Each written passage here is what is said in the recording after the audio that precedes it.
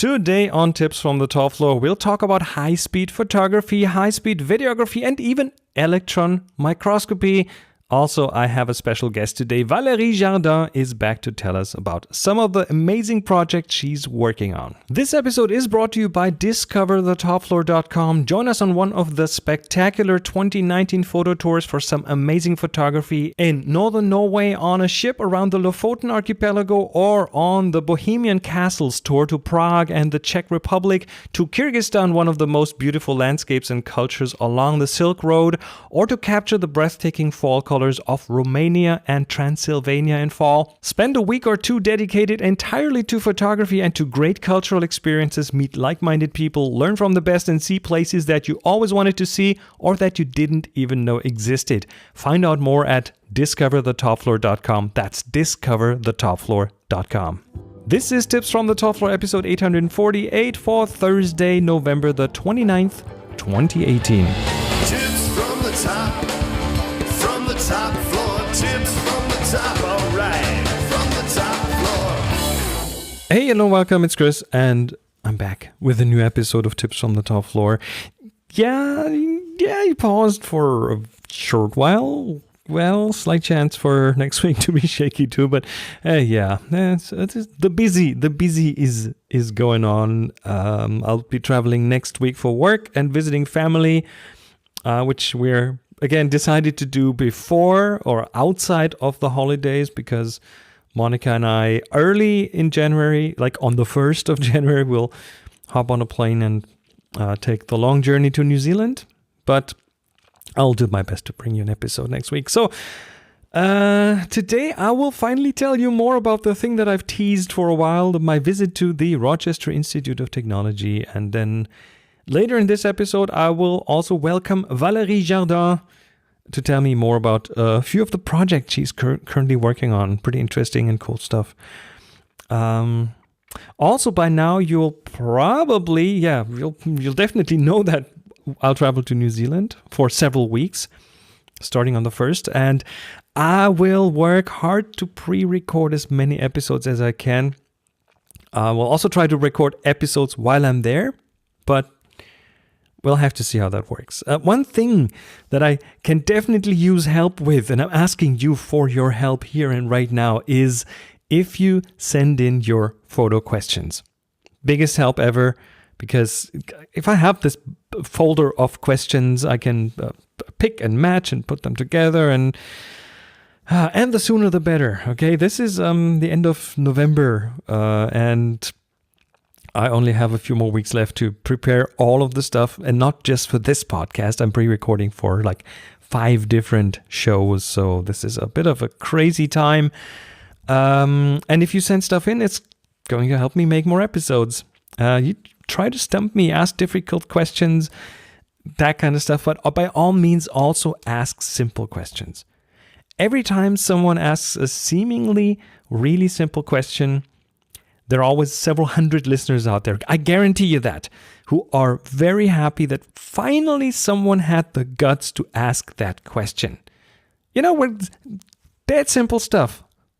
Like, I mean, okay, don't ask me which way to point the camera, but, well, actually, you could actually ask me that, and I'll probably be able to say something about it. But, you know, simple stuff like, I don't know, what's that button on my camera do? What's that symbol on my camera for? How do I take a picture of my black cat without the result being just a black blob on my photo? Or how can I make my smartphone night photos better?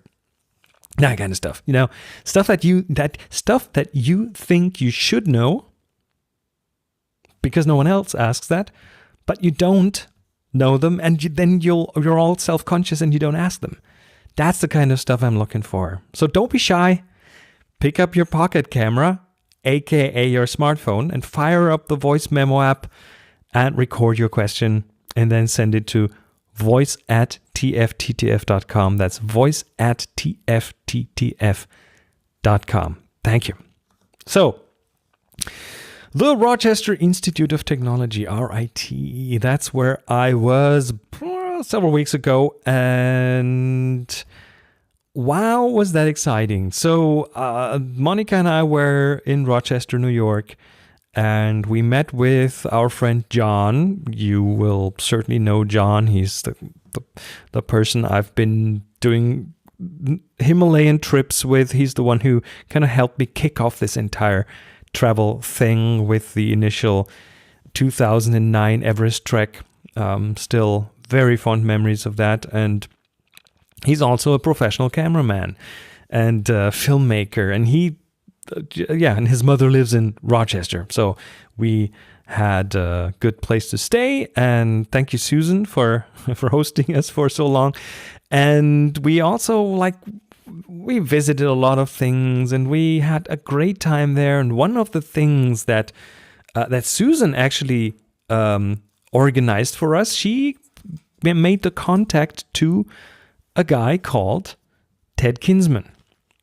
And Ted used to be a high school teacher at the same high school where Susan taught, and he's now an associate professor at the Rochester Institute of Technology, and especially at their department or school of photographic sciences.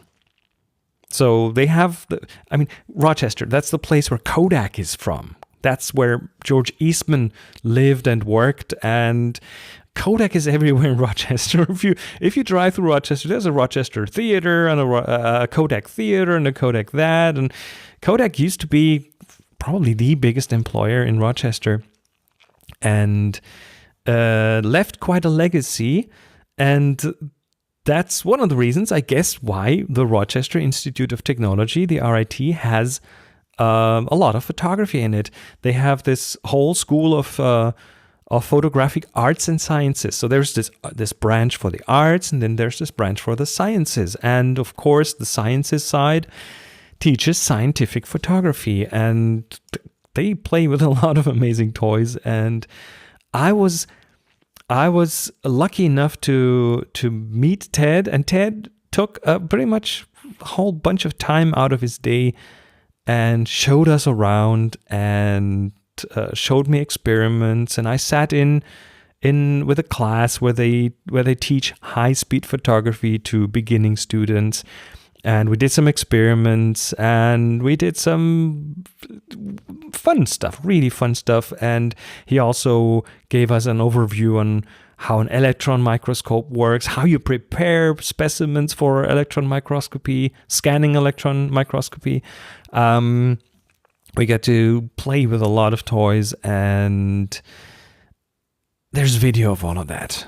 And it's finally done. I finally found the time to sit down for a couple of days and edit all that and put it together and upload it. So if you want to go and watch right now, again, it's quite nerdy, but I think it's pretty awesome what the information that we got, and you will see me in different situations. The quickest way to go there, it's all on YouTube, is tfttf.com/RIT. tfttf.com/RIT. And the things, let me go through a few of the things that we did, because again, we spent some time, or most of that day, in the high-speed lab where they teach high-speed photography. And I think there are mainly at this point two different kinds of ways of doing high-speed photography. Well, there are more than that, but those are the easiest ones, the most accessible ones. At least the first one is pretty much accessible to everyone who has a flash and a camera and a dark room. And that's, you use, instead of the shutter on your camera, which, I don't know, can go down to maybe an 8,000th of a second. Many consumer great cameras only go down to like a 4,000th of a second. But even with a studio flash, you can probably get down to, well, in case of the high-speed lab, maybe a 20,000th of a second, which is fairly short, and it's fairly good to freeze a lot of fastish motion.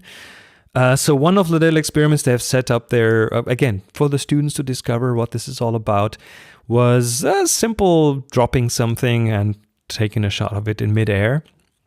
And in that case, it was Scrabble letters. So it was a little trapdoor that is actuated by a solenoid. So you have a little Arduino, and that Arduino does two things. It trips the trapdoor.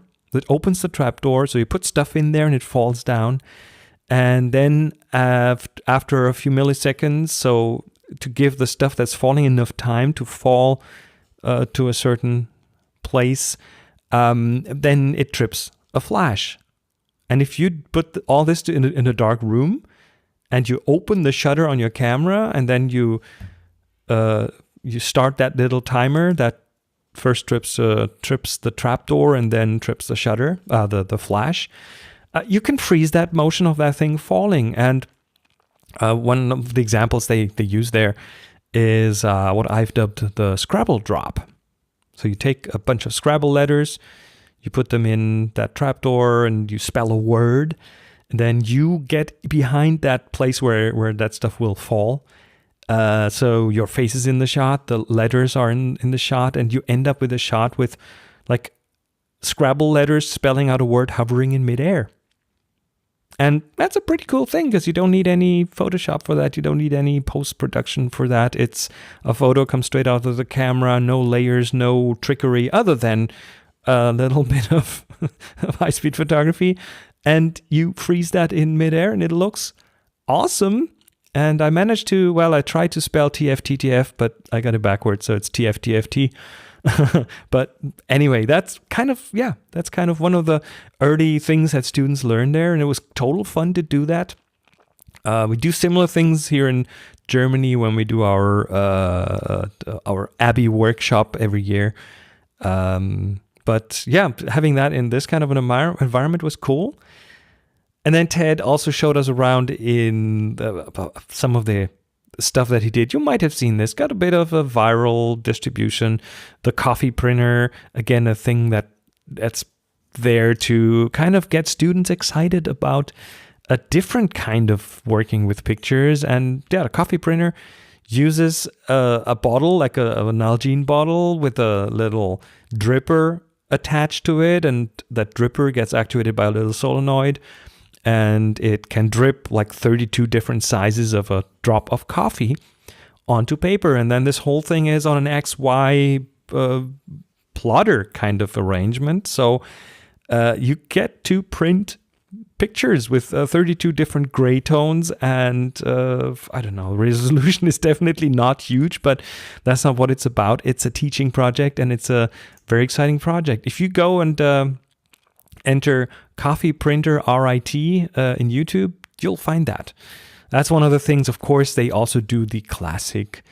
I think MIT started that. Egerton at MIT invented the electron flash that enabled these kind of things. And he also pioneered the high-speed work when, the bullet through an apple kind of thing.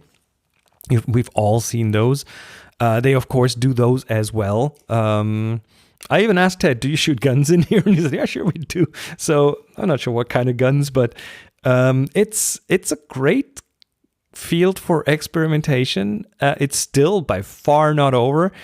The Scrabble drop, it's kind of not very fast moving. It's just something falling for a few inches.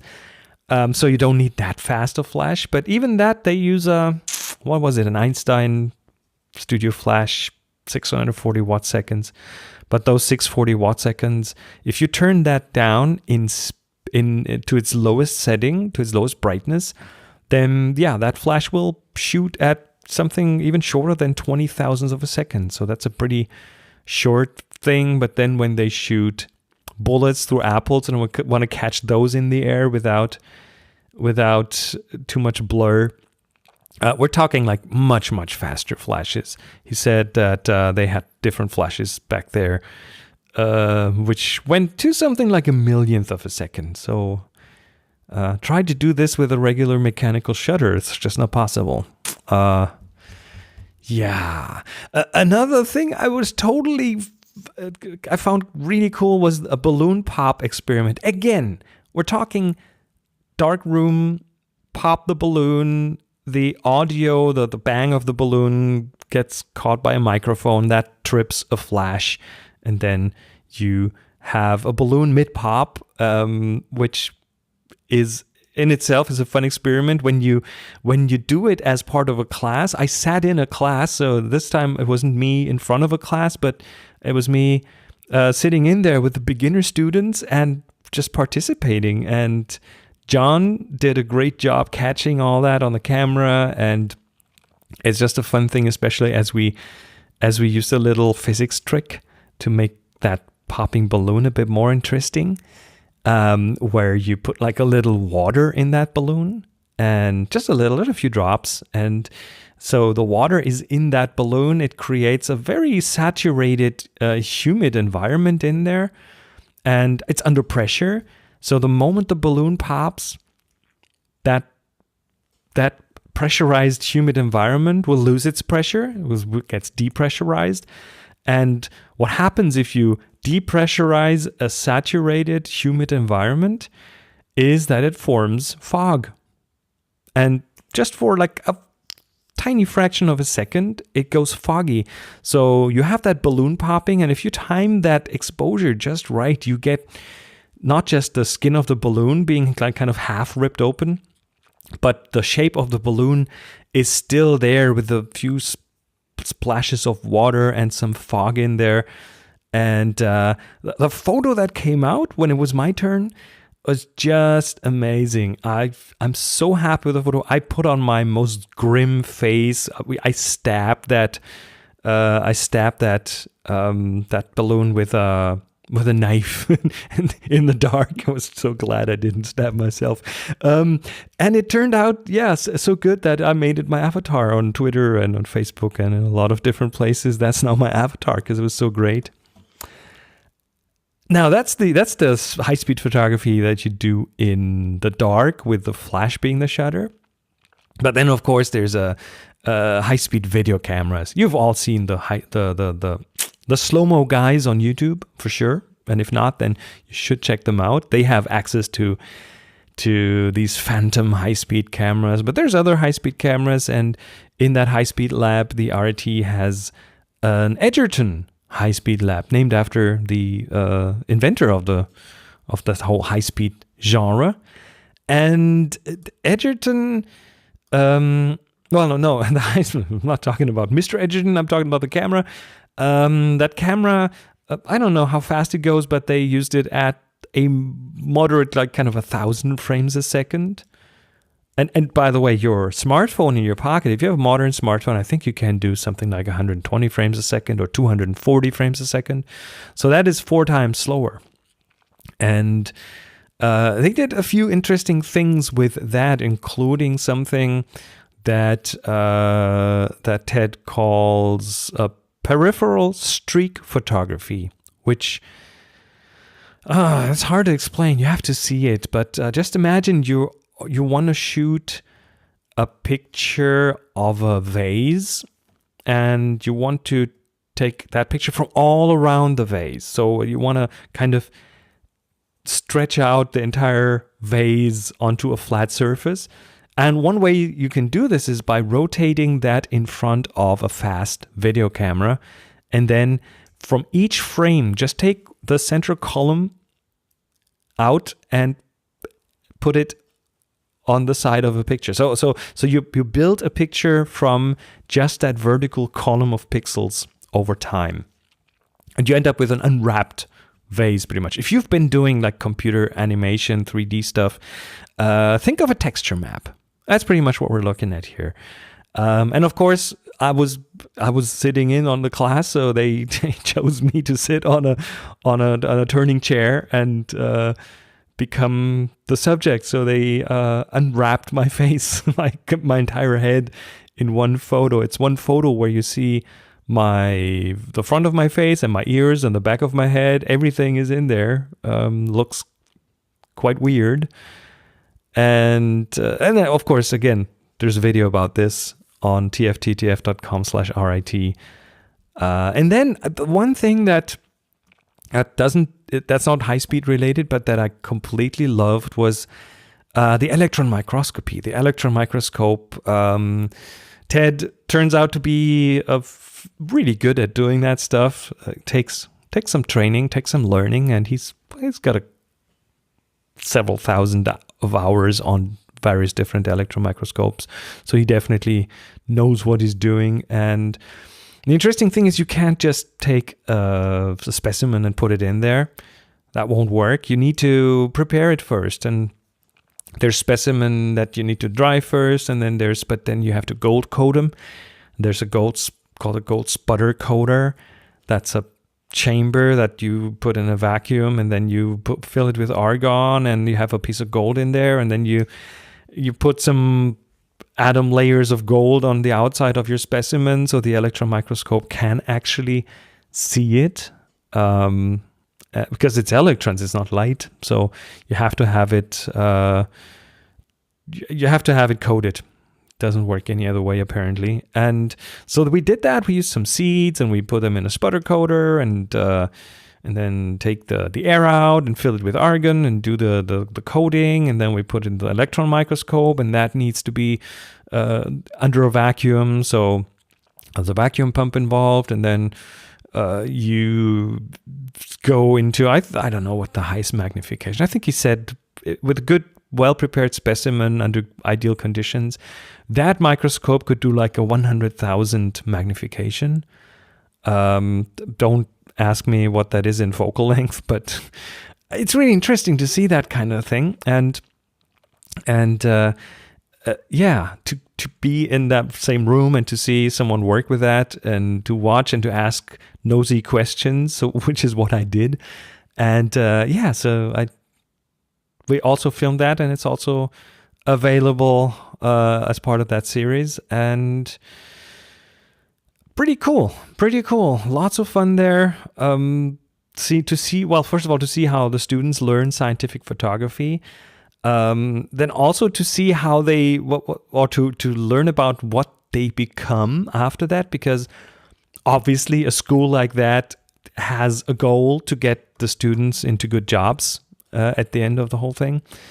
And they apparently have no problem getting a job. The scientific photography students will be picked up by NASA, by car companies, especially for self-driving cars. That seems to be a huge market now. Well, not that I doubt that, but I'm just looking at Tesla with, I don't know, what does a current Tesla have? 8 cameras? At least 8 cameras. But even my Hyundai Ioniq has a camera in the back. It has at least one in the front to watch the road and to watch the stripes on the side of the road to help keep the car in the lane. So there's at least 2 cameras in there. But self-driving cars, like proper self-driving cars, or at least the ones that will be self-driving, there is a bunch of cameras going in that, and you need engineers to be able to work with the pictures from those cameras. A lot of that stuff is about measuring, about seeing how big things are, how far they are away, where they exactly are, how they are moving. And you can do all that with cameras these days, and cameras are very central to this whole field. So that is a place where the students will end up. And another place where he couldn't tell me that much about was the military, of course. There's a lot of camera stuff there and a lot of classified technology. But yeah, it's an amazing place, the Rochester Institute of Technology, amazing place. I will try to get Ted here on the show to explain a few things, to maybe even answer your questions. So if you have a question for Ted, I don't know when I can get him, but I'll do my best to get him on the show. Ask your questions, send them in, voice@tfttf.com. Make sure you include that's a question for Ted, and I will do my best to get him here to answer some of those questions. So again, videos are at tfttf.com/RIT. That's tfttf.com/RIT. And that link is, of course, also in the show notes.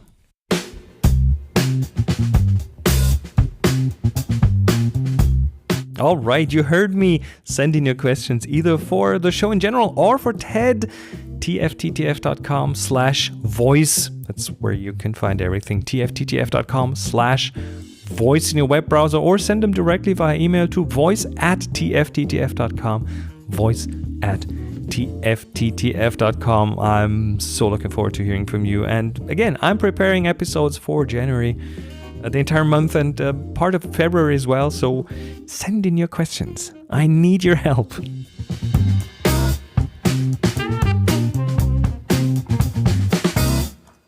All right. Valerie Jardin has been on the show before, but I'm just so happy that she had time again to tell us what she's up to right now. So without further ado, the wonderful Valerie Jardin. Oh, you say it so well. I learned French at school. I'm impressed. I learned German. I'll have to, that's interesting. Well, but that's pretty much the extent of my French. I can survive, but not much more. I've lost all the words. So, Valerie, I was just a guest on your show, and you're a guest on my show, and we've talked. I think last time we talked was probably a year ago. So, let's catch up. Let's see what has happened since, what projects you've been working on. You're located in the U.S. Yes, I'm a French citizen located in Minneapolis, although I spend about a third of the year back in France now again. Yeah, so from Normandy. What's the weather like right now? We're recording this end of November. Oh, well, it's snowing, little snow. It's been an early winter. To be expected. But not too bad yet. But yeah, the rivers are already frozen and the lakes are frozen. It's kind of sad knowing that it's going to be like that for another 5 months. But what do you do? That's when you That's when you plan the warmer climate workshops, right? That would be my next question, because you do workshops, you do projects, you have a podcast, you have webinars, you write books. I mean, you fill the entire gamut. What do you do during winter when it's kind of hard to go out and take photos?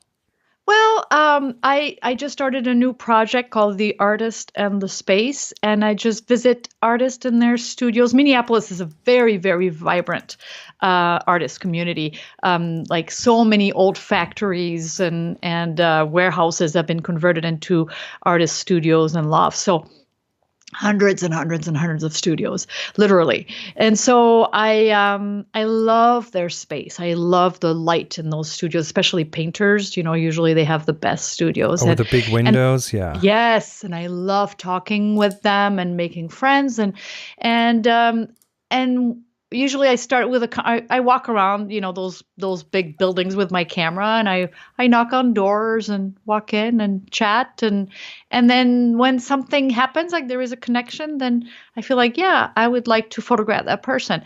And so I just started this new project. I've done that many times before, just a couple pictures here and there, but this is actually a real project that I'm doing for the winter month when I'm here, called The Artist in the Space, and I photograph Carl and Patricia so far, and Phil coming up too. But so I do a series of photographs, all black and white. I shoot actually with a focal length that's not my everyday focal length. I'm a 23 millimeter shooter on the X100 by Fuji.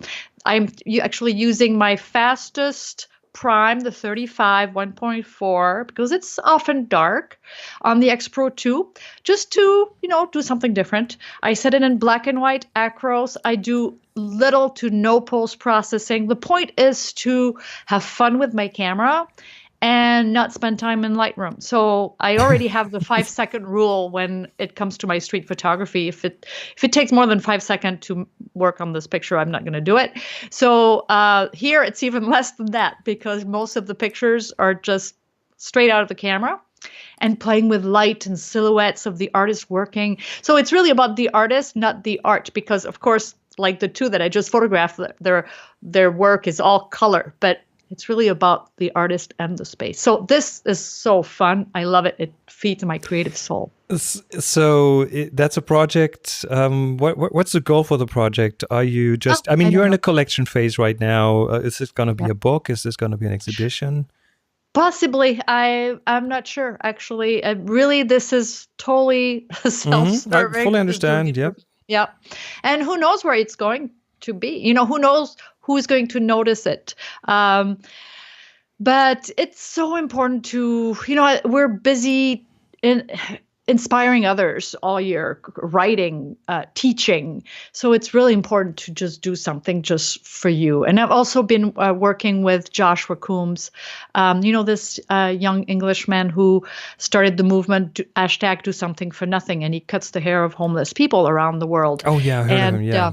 So we had a big exhibit this summer in Minneapolis I've documented his work on the streets of Paris and New York and Minneapolis. So we're going to continue the project next year. Josh and I are very close. It's like my other kid. He's my third kid, basically. And I have 2 boys, and now I have Josh. And we love Josh and what he does. He's just the most amazing human being. And so documenting his work and helping him. He has a big following, goes all over the world, but that's all he does now. So he gets, we actually published 2 ebooks that are free for download, and people give a donation that goes to help Josh continue the important work that he's doing. Because, I don't want him to become homeless himself. What he does is so important. So trying to help him, there was a limited edition Valerie Jardin camera bag by Cozy Speed that came out and the proceeds goes to Do Something for Nothing. So being involved with that project was also so good for me. And I always want now to make space in my schedule to work for humanitarian project. But at that size, the grassroots. Is that how you say it? Grassroots, yeah, I think it is. Where can we find more? That sounds... on my website. Everything is on there. Do Something for Nothing. There is a few galleries there, and it's we shed a lot of tears. We a lot of laughs too. We spent. And we worked as a team. I wasn't the photographer. I was really part of the experience with Josh. That's important. Well, first of all, I shoot so close. At 23 millimeter, you can't really, hide. Mm-hmm. And it was about it's about the human connection, and then listening to the stories those people want to share with us, and then taking the photograph and a series of photographs of each encounter, and then the exhibit was full storyboards with their words and my pictures. So it was a big hit. We're trying to get the exhibit to travel now, to reach more people and raise awareness, because this is a problem that's only getting worse all over the world. And just that one part, the haircut. People have to understand this, will make the difference between getting a job and not getting a job. Absolutely. And then just giving them... life-changing. A haircut can be life-changing. Yep, absolutely. Yes. And we also use just one of those little instant printers, So Josh and everybody has to go check out Joshua Coombs and Do Something for Nothing on Instagram. He posts the before and after shots that he does with his phone, and he puts them side by side. And the transformation is crazy. Yeah. So crazy. Yes. Yeah. Yes. And then some people that we met on the streets after getting the haircut, they said, well, maybe I can go apply for that job. Or maybe I can contact my mom. I haven't seen her in 2 years. And we took those little pictures and we gave them to them, and we printed those pictures. And then they said, wow, I look so good. And, it gives you a lot of confidence. Yeah. So it was an amazing project. I've been doing this with Josh for a little over a year now. And, the goal is to keep going, and then after we have maybe 5 or 6 cities, to do a large coffee table book of the project and the stories. All right, you're keeping busy with other things as well, though. you just wrote a book, a new one about street photography. Yes, street photography, creative vision, which is your thing, right? Yeah, I kind of resist the street photography. I didn't want that title, actually, but you know how it is. When you publish a book, you don't really have to say so. So, it's I'm a visual storyteller, but yes, it's all candid. It's everyday life. There's so much beauty out there, and it's so the title is Creative Vision Behind the Lens. What is in the book? What can we expect? So the first part 1 is a how-to. everything you need to know about street photography, how to approach it, the different ways you can shoot it. But then my favorite part, and the part that actually everybody loved, and I think is a good way of teaching, is actually the creative vision behind this the photograph. So I take you on a photo walk basically there's series of over 100 photos, and I tell exactly what was going on in my mind, what I saw, how I saw it, how I approached it, why I shot it the way I did, why color, why black and white, because I make those decisions in camera, and until the final image. So, and I use that as a teaching tool when I'm not in the field with my student. I teach webinars that way, the creative vision behind the lens, where I take them on a photo walk. And that way you cover so much. There's maybe a close-up or a street portrait and then a silhouette. So in the book, as you're reading those stories, which are, you can read one a day, they can be like a mini chapter, you will learn, because either you will learn a technique that you learn in the book, in the part one, that you apply you see me apply in that picture. And so it covers so many different things. It's kind of my favorite way of teaching when I'm not with the students in the field. Isn't it fun? I mean, writing a book, I learned from writing only 2 books so far, that you learn most about a subject when you write a book about it. Yeah, and teaching is the best way to learn. Definitely, and writing a book is even better. Yeah, though I don't go quite in depth like you do, but... Well, but you have more books. It doesn't matter. So what else is keeping you busy? Well, the workshops. I mean, that's my life.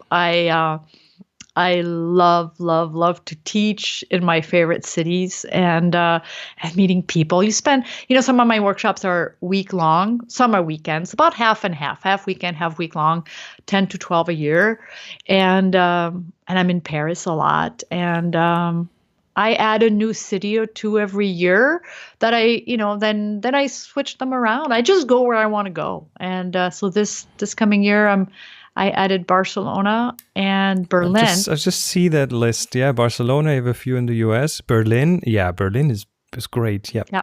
So in August. Great. And then Paris, I think I have 4 or 5 in Paris. I start January with Paris because I love January in Paris. Yeah, it gets cold, but people are so elegant and the light is so beautiful and it's so authentic. It's one of my favorite times to be in Paris, so I love it. You know what? I've been to Paris probably 7 or 8 times in my life, but I never went there for photography. We have to change that. Yes, you're going to have to come on one of my workshops as a special guest someday. I'll work on that. All right. Yeah. So you also do a podcast, Hit the Streets? Hit the Streets with Valerie Jardin. Yeah, it's my second podcast. I was on the TWIP network for 2 years with Street Focus. And then after episode 100 and some, I started my own under my own brand, learned everything in a week and never missed a Thursday. And you do it weekly and you have guests such as me, yes. Which is cool. Which is very cool. It's all about inspiration and fun. It's not about the gear. Right. And then if people don't want to travel to a workshop or get a book, you also do webinars. Yeah, that's my way of... When did you start that? A few months ago, because I was tired of dealing with sponsors for the podcast. And, and then I figured, okay, how can I mean, I don't mind sponsors, and I know that, there's value in, I have a big audience now and 150 some countries, but, sponsors want to... I don't want to sell something I don't believe in. So I don't have time to try new software and new this and new that. So I thought, how can I go around this and still, I have an editor. I need to pay people for this podcast and everything that goes behind it. And my time, that's podcasting costs a lot of money. People don't realize it because they get it for free, but it costs money. So I figured, how can I sponsor it with my own brand? So I started my webinar series. So people pay for the webinar. They can pick and choose. It's not a membership thing. They can pick one and then be done. And then that's how I sponsor my own podcast. So you show people, you tell people, you have Q&As. Yeah, it's I mean, I have some topics like my next one is called Anonymous, and that's based on my other new book, How to Photograph People Without Revealing Their Identity. Which helps depending what country you're shooting in. Yeah. And I have some about, how to shoot the best silhouettes. I have some about how to approach a stranger in the street to do a portrait. And then I do every other month, I do those creative vision behind the lens, those photo stories with only recent photographs. I just did one last week and it was all photograph that I shot in the past months. And then I tell how I approached it and why this way and why black and white. And then this was the shot I took before and see the difference. And so it's a great way to teach. And this keeps fresh because I only use new pictures. That is awesome. So you keep doing those and people go sign up. That's a great way to learn. It's definitely a great way to learn. And it's fun for me too. I only do things that are fun for me. That is a good goal in life in general. Yes. Yep. All right. Valerie, thank you so much for coming on the show. If people want to learn more, find out more about the things you do, where would they go? They can just Google my name or look, just find my website, valeriejardin.com, Valeriejardin, and they'll find links to everything, the podcast, the webinars, the books, the workshops, everything is there.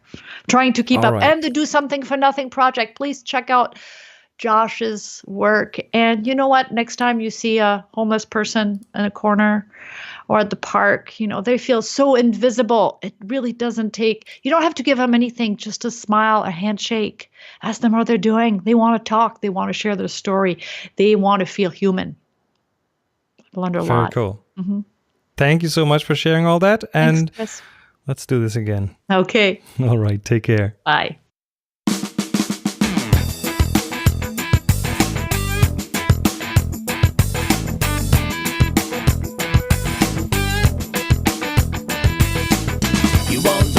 All right, that was it for this episode of Tips on the Top Floor. Thank you so much for being subscribed, just being here. And don't forget to check out Valerie's website, her projects, all around amazing stuff. And of course, don't forget to check out the videos that I brought home from RIT, from the Rochester Institute of Technology, the School of Photographic Arts and Sciences, where I had so much fun. tfttf.com/RIT.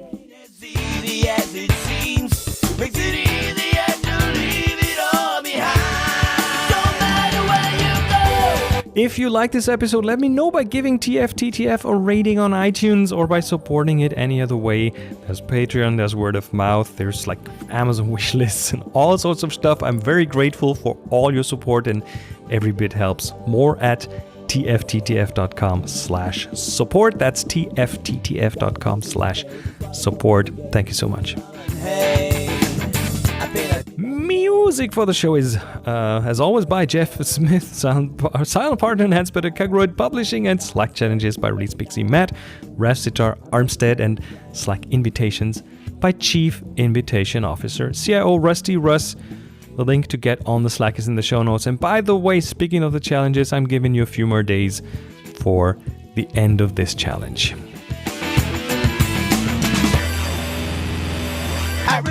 My name is Chris Marquardt. You'll find me on social media, including Mastodon at Chris MARQUARDT.